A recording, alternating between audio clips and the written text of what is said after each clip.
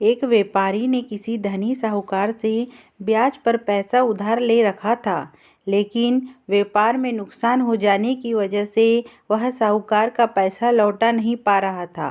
व्यापारी की एक बहुत ही सुंदर बेटी थी।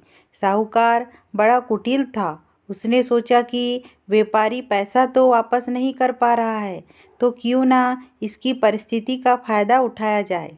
उसने व्यापारी को एक सुझाव दिया कि अगर वह अपनी बेटी की शादी उस साहूकार से करा दे तो वह व्यापारी का सारा कर्जा माफ कर देगा। व्यापारी बेचारा मरता क्या न करता। उसने अपनी बेटी को सारी बात बताई। समस्या बड़ी थी। साहूकार अधेड़ उम्र का कुरूप व्यक्ति था। अब उस बेटी के आगे दो ही रास्ते थे। पहला, या तो साहूकार से विवाह करने से इनकार कर दे और अपने पिता को कर्ज में दबा रहने दे। दूसरा, साहूकार से खुशी से विवाह कर ले ताकि उसका पिता स्वतंत्रता से रह सके। लड़की ने साहूकार के आगे एक शर्त रखी कि साहूकार एक थैला लाए और उसमें 2 गोलियां डाले, एक सफ़ेद रंग की तथा दूसरे काले रंग की। इसके बाद लड़की उस थैले से आंख बंद करके कोई एक गोली निकालेंगी। गोली अगर काली निकली तो लड़की साहूकार से विवाह कर लेंगी और उसके पिता का कर्ज माफ कर दिया जाएगा।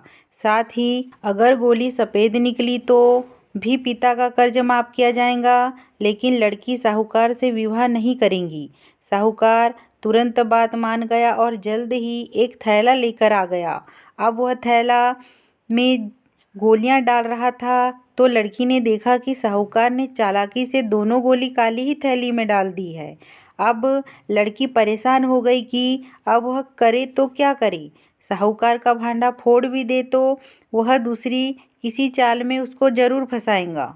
लड़की कुछ सोच कर आगे बढ़ी और उसने थैले में से एक गोली निकाली और गोली बाहर निकालते ही उसे हाथ से छोड़ दी, जिससे गोली नाली में जा गिरी।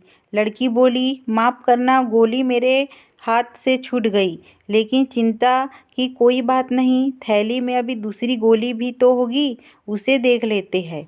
अगर गोली काली निकली तो मैंने सफ़ेद गोली उठाई होगी और थैले में गोली सफ़ेद निकली तो मैंने काली गोली उठाई होगी। व्यापारी ने थैले में हाथ डाला तो देखा काली गोली निकली। व्यापारी बोला, आहा बेटी, थैले में काली गोली बची है, इसका मतलब तुमने सफ़ेद गोली चुनी थी।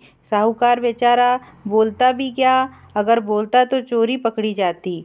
इस प्रकार पिता का कर्ज भी माफ हो गया और बेटी ने अपनी रक्षा भी कर ली।